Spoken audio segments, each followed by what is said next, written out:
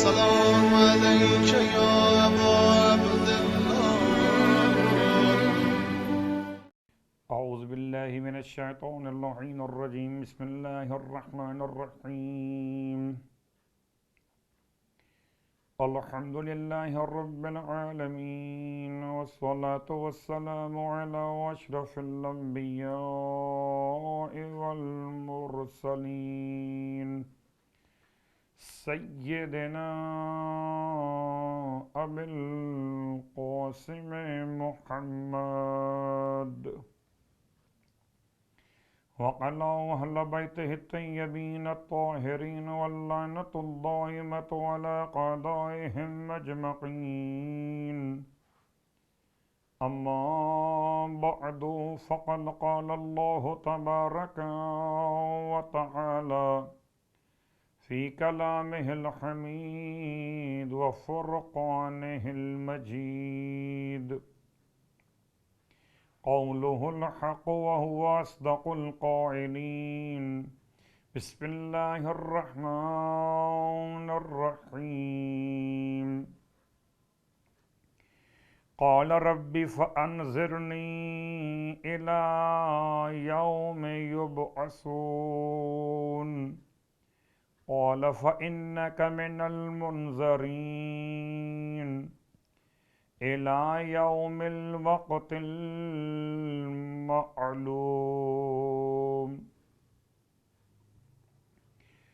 تمام تعریفیں پروردگار تقوی اور مغفرت کے لیے، اور تمام ہدیہ درود و سلام وسیلگان تقوی اور مغفرت کے لیے. الحمدللہ الذی جعلنا من المتمسکین بالقرآن العظیم واجعلنا من المتمسکین بولایت علی بن ابی طالب علیہ السلام، وجعلنا وإياكم إن شاء الله من الطالبين بثأر الحسين مع وليه الإمام المهدي من آل محمد علیہم السلام. اما بعد، شکر پروردگار عالم بجا لاتے ہوئے اس نعمت عظمیٰ پر جو پروردگار عالم نے محبت امام زمان کے عنوان سے ہمیں اور آپ کو نصیب فرمائی. اس کا احسان کہ اس نے معرفت کی دعا مانگنے کی بھی توفیق عطا فرمائی. اس کا احسان کہ اس نے موت کو موت جاہلیت سے بچانے کے لیے فرش عزا کی برکتیں اہل بیت اطہار کے تصدق میں عطا فرمائی. ماہ مبارک رمضان کی بابرکت راتوں میں جہاں اور دعاؤں کی تلاوت، وہاں قرآن مجید کی تلاوت کا اہتمام اور انتظام. اور پھر آپ کی خدمت میں یہ بات بیان کر دوں کہ بسا اوقات برادران اسلامی کے ساتھ اٹھنے بیٹھنے مخلوط معاشرے کی وجہ سے لوگ یہ خیال کرتے ہیں شاید کہ اگر ہم نے کوئی پارہ قرآن مجید کا شروع کر دیا تو اس پارے کو مکمل کرنا لازم ہوگا. ایسا ہرگز نہیں ہے. قرآن مجید کی تلاوت کا حکم دیا گیا، رتل القرآن ترتیلا. قرآن مجید کو ٹھہر ٹھہر کر، مگر نہ تو اس طرح کے الفاظ ٹوٹ جائیں، نہ اس طرح کے کچھ سمجھے بغیر پڑھ دیا جائے. یعنی کہ جس طرح معصومین تلاوت کیا کرتے تھے، معصوم کا طریقہ تلاوت کیا تھا کہ جب آپ آیات کی تلاوت فرماتے تھے تو آیات کی تکمیل پر رک جاتے تھے. اگر آپ نے آیت رحمت کو تلاوت کیا تو اس کی تلاوت کے مکمل ہونے کے بعد رب کی بارگاہ میں دعا کرتے تھے، پروردگار اس رحمت میں مجھے، میرے والدین اور میرے اہل و عیال کو بھی شامل فرما لے. اور جب کسی مقام پر آیت عذاب کی تلاوت فرماتے تھے تو خدا سے پناہ طلب کرتے تھے اسی انداز کے ساتھ. تو تلاوت قرآن کیجئے ترتیل کے ساتھ اور قرآن مجید کو سمجھیے تفسیر کے ساتھ. اور چونکہ اس زمانے کے اعتبار سے تفسیر آیات مہدویت ایک برحال اپنے مقام پر اہل ایمان کے ذہنوں میں سوال کہ امام زمانہ علیہ السلام کا تذکرہ کیا صرف شیعہ کتابوں میں، کیا صرف اہل بیت کے ماننے والوں میں، یا امام زمان کا تذکرہ دنیا کے ہر ایک مکتب کے درمیان، حتیٰ کہ آسمانی مکاتب ہائے فکر کے علاوہ بھی بعض دیگر مذاہب میں بھی کسی نجات دہندہ کی خبر، جیسے کہ ہندو مذہب میں بھی امام زمانہ علیہ السلام کو لم تارا کے نام سے یاد کیا جاتا ہے. کسی کا انتظار کر رہے ہیں، کوئی ہو جو نجات دینے والا ہو. تو ساری کی ساری دنیا کسی نجات دینے والے کی منتظر ہے. اس اعتبار سے ان آیات کا سلسلہ آپ کی خدمت بیان کیا جا رہا ہے جو امام زمان علیہ السلام سے ربط روایات کی روشنی میں قائم کر رہی ہیں. آئیے آج آپ کی خدمت میں تلاوت کیا گیا سورہ مبارکہ الحجر آیت نمبر 36 سے لے کر آیت نمبر 38 تک. الحجر موجودہ مصحف عثمانی میں نمبر 15 سورہ نمبر، اور اس کی 3 مسلسل آیات، آیت نمبر 36، 37 اور 38. ان 3 آیتوں میں پروردگار نے ارشاد فرمایا، یہ قرآن مجید کی آیات ہیں، مگر ہے کیا مسئلہ؟ شیطان کے محکیہ قول کو بیان کیا جا رہا. قال ربی فانظرنی الی یوم یبعثون، کہنے لگا پروردگار عالم کی بارگاہ میں ابلیس، فانظرنی الی یوم یبعثون، کہ تو مجھے مہلت دے دے اس دن تک کے لیے جب دوبارہ زندہ کر کے اٹھایا جائے گا. قال فإنک من المنظرین، پروردگار نے جواب میں بے شک تجھے مہلت دی جا رہی ہے، الی یوم الوقت المعلوم. پروردگار نے اس کے اس سوال کے جواب میں ارشاد فرمایا کہ تجھے مہلت تو ہے مگر یوم وقت معلوم تک کے. یہ تو 3 آیتوں کا ترجمہ آپ نے سماعت کیا. اب آئیے روایت پر پہلے توجہ کر لیں، اس کے بعد پھر اس کے نکات کی وضاحت کریں. روایت امام جعفر صادق علیہ السلام کی بارگاہ مقدس سے راوی کون؟ وہب ابن جمیع مولا اسحاق ابن عمار. اسحاق ابن عمار کے غلام کہتے ہیں وہب. قال سألت ابا عبداللہ عن قول ابلیس، کہ میں نے سوال کیا امام جعفر صادق علیہ السلام سے ابلیس کے اس قول کے بارے میں کہ ربی فانظرنی الی یوم یبعثون، قال فإنک من المنظرین الی یوم الوقت المعلوم. قال، امام فرماتے ہیں ان اللہ انظرہ الی یوم یبعث فیہ قائمنا،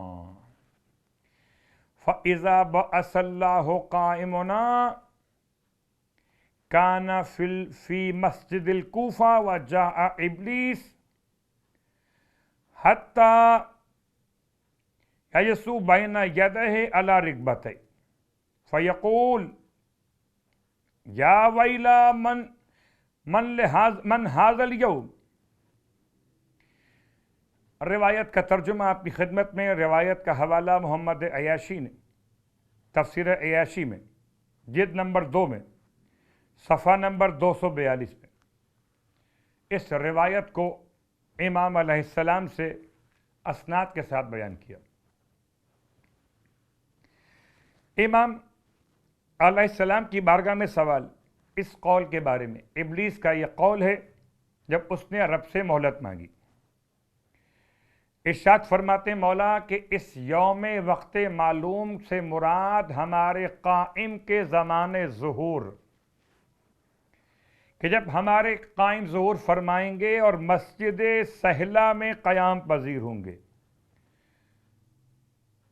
یا مسجد کوفہ بعض روایت ہو کہ ابلیس مسجد کوفہ پر پہنچے گا اور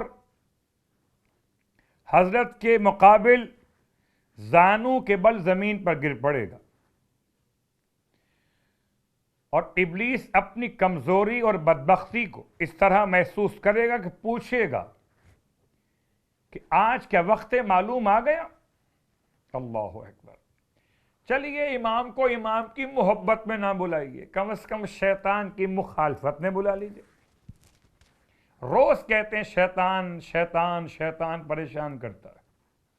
کچھ باتیں اس تمام مسائل سے سیکھنے والی. پہلی بات تو یہ کہ پروردگار نے اس کی دعا بھی قبول کر لی کہ جسے ابلیس کہا جاتا ہے. اللہ اکبر. ہمارے درمیان دعا کے حوالے سے بڑے عجیب و غریب سے اعتقادات واقع ہو چکے ہیں. ایک جملہ آپ کی خدمت میں بیان کر دوں. یہ گرچہ ماہ رمضان کی شب کی دعاؤں میں غالباً 19ویں شب کے حوالے سے بیان ہوا. الہی ما کانا دعاکا من لم تجبہ، پروردگار اس نے تجھے پکارا ہی نہیں کہ جس کو تو نے جواب نہیں دیا ہے. عجیب بات. لوگ سمجھتے ہیں کہ دعا مانگیں گے تو قبول ہوگی یا نہیں ہوگی. امام فرماتے ہیں کہ جس کی دعا قبول نہیں ہوئی سمجھو کہ اس نے دعا مانگی ہی نہیں ہے. یا روزانہ کی نماز پنجگانہ میں تعقیبات مختصہ میں دیکھیے، نماز ظہر کے بعد اور نماز عصر کے بعد، وَأَعُوذُ بِكَ مِن دُعَاءٍ لَا يُسْمَعُ، اور پروردگار میں تجھ سے پناہ طلب کرتا ہوں ایسی دعا کے بارے میں کہ جس کو سنا نہ جاتا ہو. یا دعائے کمیل ابن زیاد نخعی علیہ الرحمہ، مولائے متقیان علی ابن ابی طالب علیہ السلام کا وہ جملہ،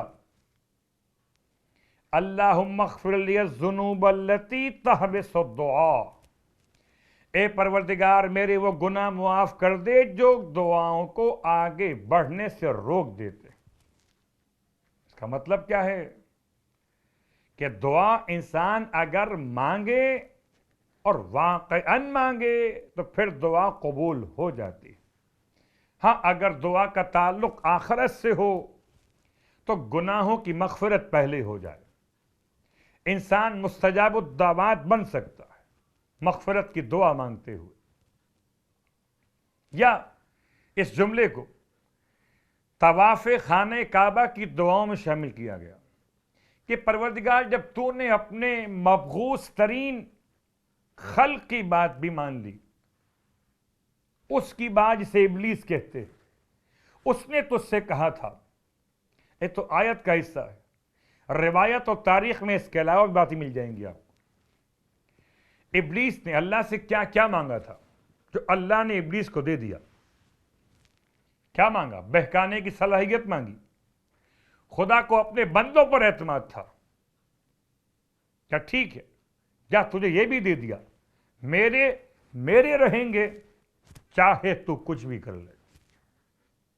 اللہ اکبر، اعتماد۔ ابلیس پھر کہتا ہے اولاد چاہیے، اولاد دے دی، شرکت مال چاہیے، وہ بھی دے دیا، دائیں بائیں سامنے پیچھے سے بہکانے کی صلاحیت چاہیے، وہ بھی دے دی۔ ہمیں اور آپ کو فکر ہو کہ نہ، مگر جناب آدم علی نبینا و علیہ السلام ہمارے جد امجد بڑے پریشان ہوئے، پروردگار تو نے ابلیس کو سب دے دیا، میری اولاد کیا کرے گی؟ یہ سامنے سے، دائیں سے، بائیں سے، پیچھے سے آ کر بہکائے گا۔ پروردگار نے جواب میں ارشاد فرمایا آدم دو سمتیں ہم نے تمہاری اولاد کے لیے اپنی خاطر بچا کے رکھی ہے۔ جب تمہاری اولاد میں سے کوئی زمین پر پیشانی رکھ کے مجھ سے کہہ دے گا کہ پروردگار غلطی ہو گئی، معاف کر دے، معاف کر دوں گا، یا جب کوئی ہاتھوں کو اٹھا کر جانب آسمان دعا مانگے گا ربنا اغفر لی ولوالدی، اسے معاف کر دوں گا۔ اور رہی بات اموال میں شرکت کی، اولاد اور خون میں شرکت کی، تو کہیں عقیقہ اور کہیں صدقہ و خیرات۔ استغفار، صدقہ و خیرات اور عقیقہ، یہ شیطان کے راستے روکنے کے طریقے اسلام نے بیان کیے۔ تو اب اگر یہ جملہ کہہ کر دعا مانگی جائے کہ پروردگار تو نے اپنے مبعوث ترین خلق کی بات بھی قبول کر لی، تو مالک میں تو تیرا بندہ ہوں، تو میری دعا قبول کر۔ امام فرماتے ہیں اگر کسی کی دعا قبول نہ ہو تو سمجھے کہ اس نے دعا مانگی ہی نہیں ہے، یعنی یہ ممکن نہیں ہے کہ انسان دعا مانگے اور خدا اس کی دعا کو قبول نہ فرمائے، اسے جواب نہ دے۔ اب اس نے کیا مانگا ہے شیطان نے مانگی زندگی۔ اللہ اکبر، زندگی کتنی مانگی ہے کہ مجھے مہلت دے دے، یوم یبعثون تک کے لیے۔ اسے شیطان کو بھی معلوم تھا کہ دنیا چند روزہ ہے، ایک دن قیامت آئے گی، اور قیامت کے آنے کی بنیاد پر تمام کو دوبارہ اٹھایا جائے۔ یبعثون وہ کیوں کہتا؟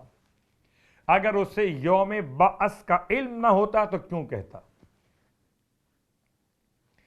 آیت کا مزاج بتا رہا کہ ابلیس اللہ کو رب کہہ رہا ہے، قیامت کے دن کی بات کر رہا ہے، تو توحید کو بھی مانتا ہے اور قیامت کو بھی مانتا ہے۔ اللہ اکبر، پھر کس بات نے راندہ درگاہ کروا دیا اسے؟ مولا کائنات علی ابن ابی طالب علیہ السلام ارشاد فرماتے ہیں کہ شیطان نے 2 رکعت نماز 6000 سال میں مکمل کی، تو رب کو رب مانتا ہے، قیامت کو مانتا ہے، نماز بھی پڑھ رہا، کس کو نہیں مانتا ہے؟ کیا وسیلے کو نہیں مانتا؟ آدم کے وجود کو قبلہ قرار دیے جانے کے بعد سجدہ نہیں کرتا۔ دعا قبول ہونا اپنے مقام پر، یہ گناہ اپنے مقام پر ہے۔ روایات کے لحاظ سے موسیٰ علیہ السلام کے پاس شیطان آیا تھا، اللہ کے کلیم ہو آپ، اے موسیٰ ابن عمران، جب جاتے ہو ملاقات کے لیے کوہ طور پر میرا مقدمہ پیش کر دینا، اور خدا سے کہنا اب تو بہت دن ہو گئے، اب تو مجھے بخش دے، اب تو ناراضگی ختم کر دے، بہت دن ہو گئے۔ پروردگار کی خدمت میں جب الواح توریت لینے کے لیے آپ پہنچے کوہ طور پر، تو آپ نے شرم محسوس کی کہ شیطان کی بات یہاں کیا بیان کر۔ پھر خدا نے خود ہی پوچھ لیا کہ تم کسی کی امانت نہیں پہنچاؤ گے؟ اللہ کے کلیم نے جواب میں اپنے رب کی بارگاہ میں بات پہنچا دی کہ شیطان کہتا ہے اب تو بہت دن ہو گئے، اب تو درگزر کر دے۔ پروردگار نے جواب میں ارشاد فرمایا جا کر اسے کہہ دیجئے کہ جس بات سے انکار کیا تھا اس بات پہ عمل کر دے۔ حضرت آدم کے سجدے سے انکار کیا، قبر آدم پہ جا کے سجدہ کر لے، بخش دوں گا۔ موسیٰ علیہ السلام جب واپس پہنچے شیطان سے ملاقات کو آ گیا. اللہ کے کلیم بتائیے کیا خبر لے کر آئے؟ کیا خدا راضی ہے بخشنے پر؟ شرط ایک ہے. کیا شرط ہے؟ کہ جس سجدے سے انکار کیا تھا وہ سجدہ کر لے. شیطان کہتا ہے جب آدم زندہ تھے تب نہ کیا، اب ان کے مرنے کے بعد کیا سجدہ کروں گا؟ یہ سب اپنے مقام پر، آیت اپنے مقام پر. الی یوم یبعثون قال فإنک من المنذرین. خدا کہتا ہے تجھے مہلت تو دی جا رہی ہے مگر یوم یبعثون تک نہیں، یوم الوقت المعلوم. اب آئیے ان تمام مسائل کو سمجھتے ہوئے ایک اور روایت آپ کی خدمت میں امام جعفر صادق علیہ السلام کی بارگاہ سے. فرماتے ہیں امام کہ اللہ نے ابلیس کو سجدے کا حکم دیا آدم کے سامنے، تو کہنے لگا پروردگار تیری عزت کی قسم، اگر تو مجھے آدم کے اس سجدے سے معذور رکھے تو میں تیری اتنی عبادت کروں گا کہ جتنی کسی نے نہ کی ہوگی. قال اللہ جل جلالہ، خدا نے جواب دیا انی احب ان اطاع من حیث ارید. اے ابلیس میں پسند کرتا ہوں ایسی اطاعت کو جو میرے ارادے اور میری مرضی کے مطابق کی جائے، نہ کہ انسان کی مرضی کے مطابق نہیں، رب کی مرضی کے مطابق. اللہ اکبر. یہی دلیل شیطان رب کی بارگاہ میں مہلت مانگ رہا ہے، پروردگار نے اس کو مہلت دے دی اور اس مہلت کے ساتھ ساتھ اسے توانائیاں بھی دی، کیونکہ خدا کو اپنے بندوں پر پورا اعتماد. اب آخر میں بات مکمل کرتے ہوئے شیطان سے بچنے کا طریقہ کیا ہے؟ کوئی ایسا وظیفہ بتائیے، کوئی ایسا طریقہ بتائیے، ایسا عمل بتائیے شیطان سے بچ جائے. تو جواب کوئی ایسا وظیفہ، کوئی ایسا عمل، کوئی ایسا طریقہ کہ جس کو انجام دینے کے بعد انسان کبھی شیطان کے بہکاوے میں نہ آئے. یہ مسلسل ایک نفس کے ساتھ مجاہدہ ہے، اور جب بھی انسان غافل ہوگا شیطان حملہ کر دے گا. نہ انسان مسجد کے اندر شیطان سے محفوظ ہے. حالانکہ بڑی عجیب سی بات ہے، ماہ مبارکہ رمضان میں شیطان تو بند ہو گیا. آپ کو یاد دلا دوں، حجاج ابن یوسف ثقفی ملعون ماہ رمضان میں ہی واصل جہنم ہوا. تو شیطان تو قید ہو گیا، لیکن شیطانیت قید نہیں ہوتی. یعنی جو لوگوں نے اختیار کر لیا صفات شیطانیت کو اپنے مقام پر رہتی. اسی لیے سرکار ختم یہ مرتبہ صلی اللہ علیہ وآلہ وسلم ارشاد فرماتے ہیں کہ اب ماہ رمضان میں خدا سے کہو کہ تم پر شیطان کو مسلط ہونے نہ دے. ایک مسلسل جہاد ہے شیطان کے خلاف آدم کی اولاد کے لیے. اور اب آئیے صرف دو باتیں شیطان کے شر کے مقابلے کے لیے. شیطان کی دو قسمیں، شیطان جن اور شیطان انس. شیطان جن اگر ہو جو دکھائی نہ دیتا ہو تو لا حول ولا قوت الا باللہ، اور شیطان انس اگر پریشان کرے تو اللہم صلی علی محمد وآل محمد وعجل فرجہ. امام علیہ السلام کی ملاقات کے واقعات میں سے خاص طور سے ایک ملاقات ایسی جس میں امام علیہ السلام کی بارگاہ سے محمد بن یعقوب نے زہری سے مرفوعاً روایت کی، ان کا بیان کہ میں نے ملاقات امام زمان کے بارے میں بڑی کوششیں کی اور کافی سرمایہ خرچ کیا، چنانچہ میں پہنچا جناب العمری کے پاس، ان کی خدمت کرتا رہا۔ پھر ایک مدت کے بعد میں نے ان سے صاحب الزمان کی زیارت کی تمنا کی، انہوں نے فرمایا کہ ان تک پہنچنے کی کوئی سبیل نہیں ہے۔ جب میں نے بہت منت سماجت کی تو انہوں نے مجھ سے کہا کہ اچھا کل صبح اول وقت آنا۔ کہتے ہیں میں خوشی خوشی اعلی صبح ان کے پاس جا پہنچا تو دیکھا کہ ان کے پاس ایک جوان لباس تاجرانہ میں موجود ہے، اس کی بغل میں سامان تجارت بھی۔ میں قریب گیا آمری کے تو انہوں نے مجھے اشارہ کیا، میں ان کی طرف بڑھا اور ان سے جو کچھ دریافت کرنا چاہتا تھا وہ کر لیا۔ مجھ سے آن جناب نے ارشاد فرمایا، آپ جواب ارشاد فرمائے سارے۔ پھر آپ گھر کے اندر جانے لگے تو امری سے فرمایا جو پوچھنا چاہو مزید پوچھ لو، ورنہ اس کے بعد تم ان کو نہ دیکھ سکو گے۔ چنانچہ میں نے آگے بڑھ کے سوال کرنا چاہا،